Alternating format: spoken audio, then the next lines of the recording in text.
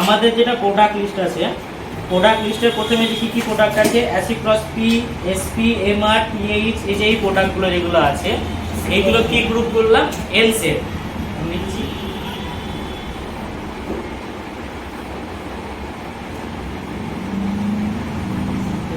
N set. পরে বলছি আমি গ্রুপটা এই গ্রুপের যেগুলো আছে সেগুলো লিখে দেবেন।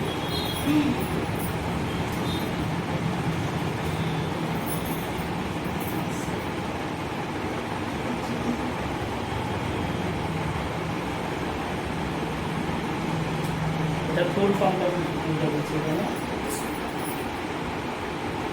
নন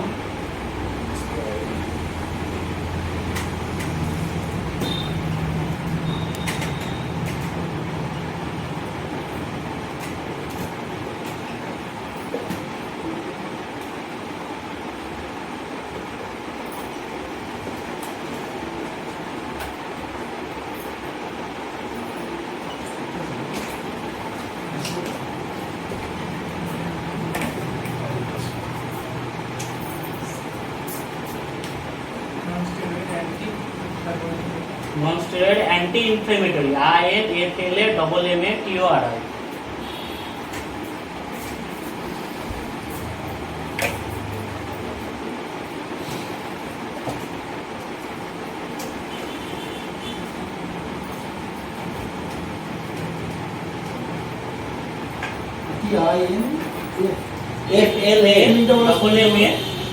INFLA-MMATORI।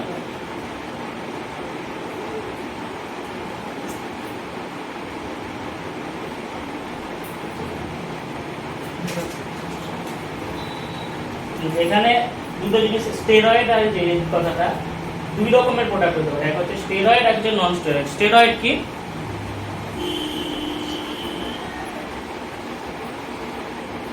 জানা আছে?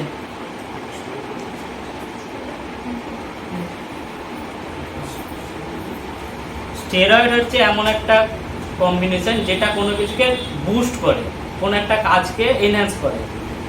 আমার আজকে জ্বর হয়েছে, জ্বরটা আমার সঙ্গে সঙ্গে সারানোর জন্য যে আমি জিনিসটাকে ইউজ করবো, সেটা ইনস্ট্যান্ট যেটাকে কাজ করবে, সেটা হচ্ছে স্টেরয়েড। আর নন স্টেরয়েড মানে যেটা হচ্ছে এটা গ্র্যাজুয়ালি কাজ করবে, এটার ইনস্ট্যান্ট কাজ নেই।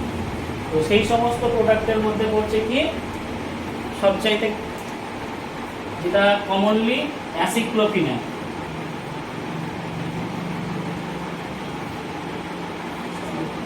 এটা একটা ডাইক্লোফিনাক।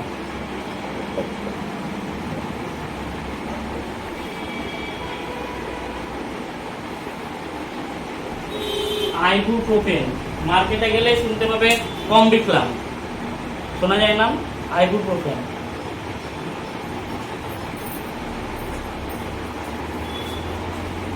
এগুলো হচ্ছে ডিমোসুলাইড আছে, ডিমোসুলাইড।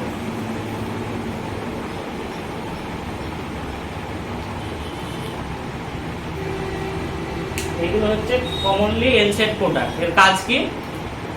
অ্যাসিক্লোফেনাকের কাজ কি? আর ব্যথা জ্বর, মানে একটা শরীরে যদি ব্যথা জ্বর কিছু থাকে অ্যাসিক্লোফেনাক হয়ে গেছে ট্যাবলেট দিলে সেটা হবে। তো এর মেন কাজ হচ্ছে কোনো পেন কমানোর জন্য।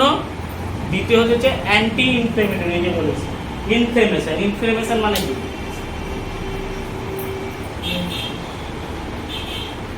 আমাদের যখন জ্বর আসে মনে হয় না গাটা জ্বালা করছে, সেই যে জিনিসটা ইনফ্লেমেশন, সেই জিনিসটাকে কমানো। তার সঙ্গে হচ্ছে কিনা টেম্পারেচারটাকে ডাউন করা, মানে তার মানে কি জ্বর যাদের জ্বর ঠিক করা। এইগুলো হচ্ছে কিনা নন স্টেরয়েডের মেন কাজ। এর সঙ্গে একটা আছে অ্যানালজেসিক, এটা হচ্ছে অ্যান্টি ইনফ্লেমেটরি, একটা হচ্ছে অ্যানালজেসিক। অ্যানালজেসিকের মধ্যে কি আছে? অ্যাসিক্লোফেনাকের সঙ্গে আর কি দেওয়া থাকে? আর মেন কি থাকে? কমন, একদম কমন বেসিক অ্যাসিক্লোফেনাকের সঙ্গে প্যারাসিটামল। প্যারাসিটামল হচ্ছে অ্যানালজেসিক।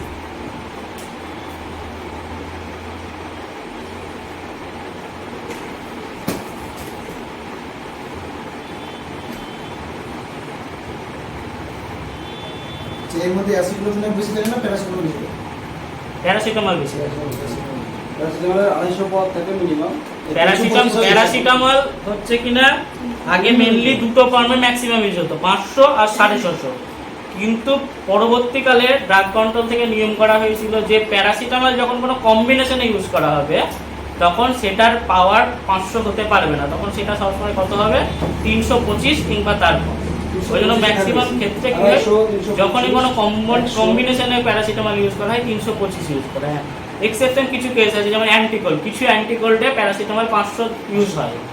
যেমন হচ্ছে কিনা আমাদের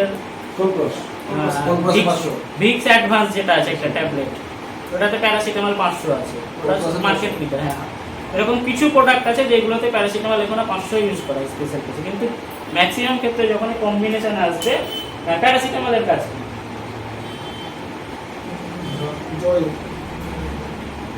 এনসেডের যা কাজ অ্যানালজেসিকেরও তাই, যে বডি টেম্পারেচার কমানো তার সঙ্গে সঙ্গে পেন কমানো।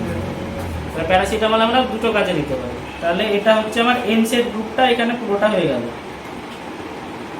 আর এর সঙ্গে আর কি করা যেতে পারে, আর কি কাজে লাগতে পারে এই সমস্ত প্রোডাক্টগুলো? এর সঙ্গে যেটাকে আমরা অ্যান্টিকোল্ড নামেই বলি, কি কি হয় এই প্রোডাক্টগুলো? অ্যান্টিকোল্ডে কি কি থাকে?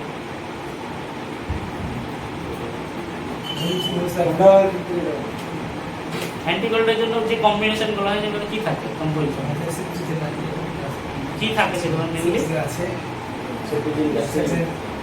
অ্যান্টিকোল্ডে দুই রকমের জিনিস পেন হয়, এক হচ্ছে নিউমোসেলাইড দিয়ে অ্যান্টিকোল্ড হয়, একটা হয় প্যারাসিটামল দিয়ে অ্যান্টিকোল্ড হয়। এরপর নতুন একটা কম্বিনেশন হচ্ছে অ্যাসিক্লোফেনাক দিয়ে অ্যান্টিকোল্ড। মানে এগুলো হচ্ছে অ্যান্টিকোল্ডের এটা একটা অ্যাক্টিভ কম্বিনেশন। তো এগুলো কি হয়, কোনো ফ্লু বা কোল্ড এইগুলো কমাতেও কাজে লাগে। এর সঙ্গে আর কি কাজে লাগে, পেন জাতীয় আর্থ্রাইটিস যাদের থাকে, আর্থ্রাইটিসের লং কাজের জন্য এনসেড প্রোডাক্ট ইউজ করা হয়। এনসেডের হচ্ছে টোটাল যেটা কাজ হচ্ছে এটাই। এবার এনসেডের ব্র্যান্ড লিডার প্রোডাক্ট নিশ্চয়ই আমি একটু আগে বললাম যে কম দেখলাম এবার এইগুলো হচ্ছে মেনলি কমন ইউজ এনসেড। এছাড়াও কিছু এনসেড আছে, যেমন হচ্ছে কিনা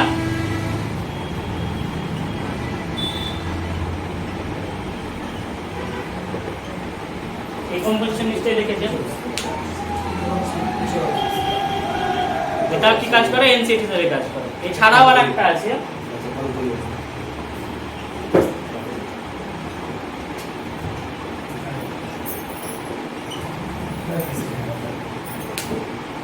এগুলো এনসেড হিসেবে কাজ করে। আচ্ছা আচ্ছা, আইসাইক্লোমিনটাও আছে। মানে সবই মনে করছে না আমাদের স্টুডেন্টই না, একটা মলিকুলের বিভিন্ন কাজ, ঠিক আছে?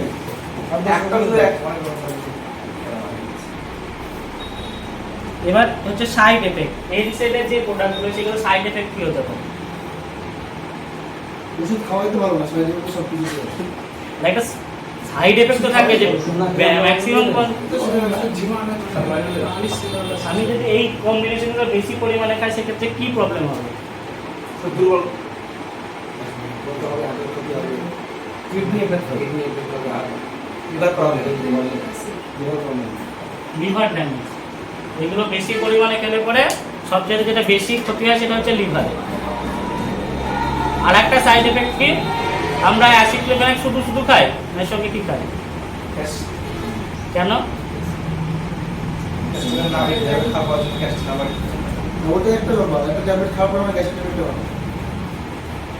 কারণ এই যে কম্পোজিশনগুলো হচ্ছে অ্যাসিক্লোফেনাক, ডাইক্লোফেনাক, এগুলো যখন আমরা খাচ্ছি এর সাইড এফেক্ট হচ্ছে, এটা কি হচ্ছে, আমাদের যে অ্যাসিডিটি যেটা হচ্ছে সেটা আরো বেশি পরিমাণে ক্রিয়েট হচ্ছে। এতে থাকে সোডিয়াম হাইড্রোক্লোরাইড, ঠিক আছে? সোডিয়াম হাইড্রোক্লোরাইডটা থাকা মানে ওটাকে অ্যাসিডিটিটাকে বাড়াবে, উপরে উঠতে যাবে না, ওটার কাজই হচ্ছে অ্যাসিডিটিকে বাড়ানো, যার জন্য একটা অ্যান্টাসিডটা ইউজ হয়।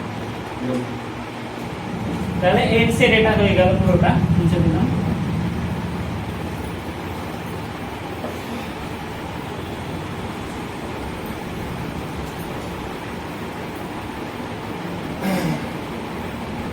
দ্বিতীয় যেটা হচ্ছে সবচাইতে পপুলার, পিপিআই।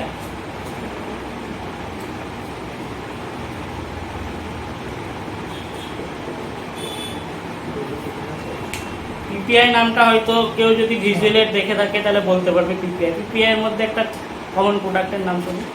পিপিআই এর ভেতরে কি রেঞ্জ আছে বলো? আইডিয়া জানো না? হ্যাঁ তাহলে বলি না পিপিআই রেঞ্জের ভিতরে কি আছে জানো না? কি শিখালাম তো? ম্যাডাম বলো। না ম্যাডাম পরে বলবে, তুমি বলো আগে। আমি জানি না তো ম্যাডাম। আমি বাংলা বললো প্লিজ। ছোট পিপিআই এর ভিতরে কি আছে? এত মাল এসছে পিপিআই এর ভিতরে জানো না? ওগুলো ছাড়ার জন্য তো বাস 500 বাক্স এই মালটা 100 বাক্স লাগবে, মারামারি লাগিয়ে দিচ্ছ আমাদের জন্য। উৎপাদন রূপের মধ্যে বলে কি পছন্দ? বাপরে পিপিআই যেটা হচ্ছে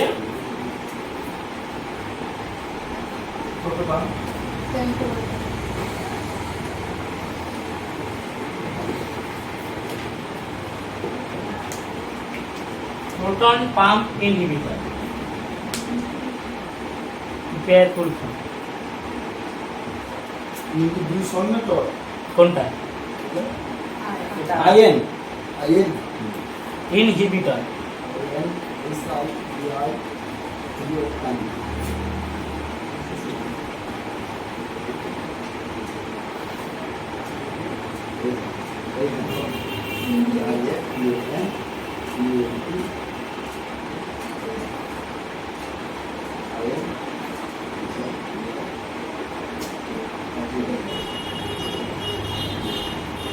প্রোটন পাম্পটা কি জিনিস?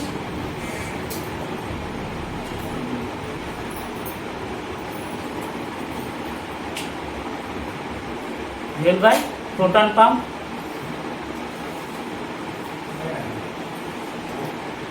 আমরা যে খাবারটা খাচ্ছি সেটা আমরা নিশ্চয়ই পড়েছি, টোটালটা কিভাবে খাচ্ছি, সেটা কোথায় যাচ্ছে, কিভাবে হজম হচ্ছে সেটা তো জানি। তো আমরা যে খাবারটা খাচ্ছি সেটা কি প্রথমে দাঁতের চিবিয়ে সেটাকে ছোট ছোট ভাগ করছি, সেটা গিয়ে কোথায় যাচ্ছে? আমাদের যখন ক্ষুদ্রাশয়ের ওখানে যাচ্ছে তখন কিছু আমাদের পেটের যে অ্যাসিডিটি যেটা তৈরি হয় না, তার যে জায়গাটাতে আছে সেটাকে প্রোটন পাম্প বলা হয়। মানে প্রোটন পাম্প থেকে কি হয়, যে আমাদের শরীরের ভেতরে যে অ্যাসিডটা আছে অ্যাসিডগুলো বেরোয়। অ্যাসিডগুলো কী করে, সেই খাবারগুলোকে আরও ছোট ছোট টুকরোতে ভাঙে, তখন সেইগুলো গিয়ে আমাদের লাস্ট পর্যন্ত হজম হয়। তো প্রোটন পাম্পের কাজ হচ্ছে অ্যাসিড সিক্রিয়েশন করা, মানে অ্যাসিড তৈরি করা শরীরে। তো এবার কি হয়, এই প্রোটন পাম্প যেটা আছে এ তো এটা মানে কি অভ্যাস তো আছে যে এই টাইমে আমাকে এই খাবারের এই জন্যই করতে হয়। তো এই আমাদের অ্যাসিডিটি হয় মেনলি কি কারণে? অতিরিক্ত খাবার খেলে যে অ্যাসিডটা সেটা মানে এমটি স্টোমাকে থাকলে এটা বেশি খাবারের টাইমে ঠিকঠাক না থাকে। আলিপুরে চাকরি আছে এটা একটু ছোট্ট করে আমি বলে দিই। এমটি স্টোমাকে থাকলে অ্যাসিডিটি তো অ্যাসিডিটি কোন হচ্ছে আমার কেন হজম হয়? এটা আমাদের গ্ল্যান্ড।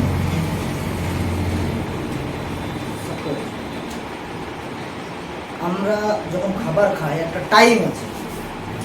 আমি প্রতিদিন দুপুর 1টায় খাবার খাই, বলো তো এটা স্বতন্ত্র একটা সিস্টেম যে আমি যখন খাবার খাবো তখন ওই খাবারটাকে মানে হজম করার জন্য একটা গ্ল্যান্ড থেকে একটা হরমোন নিঃসরণ হয়, ঠিক আছে, যে পাচন হরমোন এসে খাবারটাকে ভাঙতে থাকে, ঠিক আছে, দিয়ে খাবারটাকে শরীরের উপযোগী করে তোলে, মানে ক্যালোরি নিঃসরণ করে।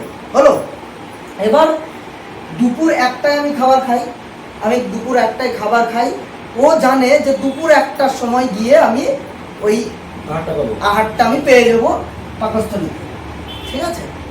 তো এবার ওই দুপুর 1টা যখন তোমার বেজে গেছে, ও তো জানে না তুমি খাওনি, ও জানছে আমি গেলেই পেয়ে যাব, ও নিঃসরণ হতে থাকবে। যেমন একটা স্বতন্ত্র সহজাত প্রক্রিয়ার কথা বলি। একটা কুকুরকে, রাস্তায় যে কুকুরগুলো দেখতে পাই, তুমি একটা জিনিস লক্ষ্য করবে, এই কুকুরকে যদি ধরো সকাল 8টার সময় তুমি 2টো করে বিস্কিট দাও তোমার বাড়ির সামনে, ঠিক আছে, দেখবে 10 দিন দেওয়ার পর কুকুরটা অটোমেটিক যে সকাল 8টা বাজছে এসে জিভ বের করে নাড়াচ্ছে, জিভ থেকে লালা দিচ্ছে, মানে ওর ওই টাইমটা ওর শরীরে অ্যাবজর্ব করে নিচ্ছে। হ্যাঁ, তো এই মতো 1টার সময় ও জানে যে 1টার সময় আমি এখানে আহারটা পাবো। এবার 1টা বেজে দিচ্ছে, তুমি খাওনি, কিন্তু গ্ল্যান্ড থেকে হরমোনটা নিঃসরণ, পাচনতন্ত্র নিঃসরণ করে দিয়েছে, ও চলে এসেছে পাকস্থলী। এবার পাকস্থলীতে এসে ওর কোনো খাবার নেই যেটাকে ও ভাঙবে। এবার কি করছে, ও তখন খাবার না পেয়ে পাকস্থলীর এই গায়ে হিট করছে। ওটা তো একটা অ্যাসিড,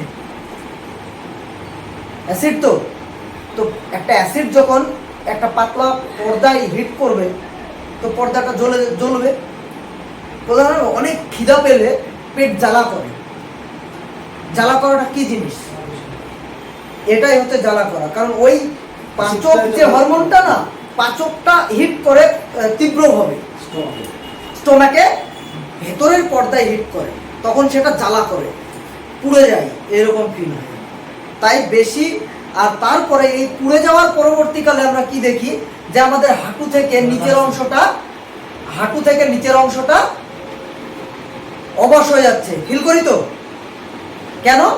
মানে ক্যালোরিটা নিচের দিকে নামছে না, ক্যালোরি নেই তো নামাবে কি, ঠিক আছে? তো যখনই ও হিট করতে শুরু করলো পাকস্থলীকে, তখনই কিন্তু পাকস্থলীটা পুড়বে, ঠিক আছে? অ্যান্ড এই যে পোড়াটা, এটা দীর্ঘ সময় ধরে চলতে চলতে একটা টাইম অ্যাসিডিটিতে পরিণত হয়ে যায়। ওমিপ্রাজল, প্যান্টোপ্রাজল, র্যামিপ্রাজল, ল্যান্সোপ্রাজল, এগুলো কি কিসের মধ্যে পড়ে? এসমোপ্রাজল, এইগুলো পড়ে পিপিআই এর মধ্যে। এখন লাস্ট লঞ্চ হচ্ছে ইলাপ্রাজল। কি ইলাপ্রাজল দেখি স্ক্রিন লঞ্চ করা হয়েছে ইলাপ্রাজল। এটা এরা কি করে কাজ করে? গ্যাসের ট্যাবলেটগুলো সব পিপি এর মধ্যে বলছে না, এটা বলবো যে গ্যাসের ট্যাবলেট আর পিপিআই যে কি ডিফারেন্সটা, এটা কি হচ্ছে, পিপিআই যেটা হচ্ছে কি হচ্ছে, কি বললাম, প্যান্টোপ্রাজল, র্যামিপ্রাজল, ওমিপ্রাজল, ল্যান্সোপ্রাজল, এসমোপ্রাজল, এইগুলো কি করে, যে প্রোটন পাম্প যেটা বললাম সেইটাতে কি করে, এই প্যান্টোপ্রাজল গুলো যায়, প্যান্টোপ্রাজল গুলো যাওয়ার পরে ওই জায়গাটাকে ব্লক করে দেয়, যেই জায়গা থেকে আমার অ্যাসিডটা বেরিয়ে আসে সেই জায়গাটাকে পুরোটাকে ব্লক করে দেয়। যখন অ্যাসিডই বাইরে বেরোবে না, তাহলে এক্সেসিভ অ্যাসিড হওয়ার কোনো কথাই নেই, তো তখন আমার অ্যাসিডিটি হবে না। তো পিপিআই গ্রুপ এই জন্য আমরা কখন খেতে বলি একজনকে? কোন ওষুধ খেলে খালি পেটে খেতে বলি। খালি পেটে খেতে বলি। কারণ কি হচ্ছে, যখন এই খালি পেটে খেতে বললাম, তার মানে কি হলো, ওর যে এক্সেসিভ অ্যাসিড হওয়ার যে ক্ষমতাটা, সেটা আগে থেকে আমি বন্ধ করে দিচ্ছি, কারণ ওই জায়গাটা ব্লক করে দিচ্ছি। পুরোপুরি লিভারটাকে ও এখানে লিভারে পৌঁছাতে দিচ্ছে না। তো এইখানে দেখো, এইখান থেকে কিন্তু একটা সাইড এফেক্টও বেরিয়ে আসছে। এখানে সাইড এফেক্ট কি হচ্ছে,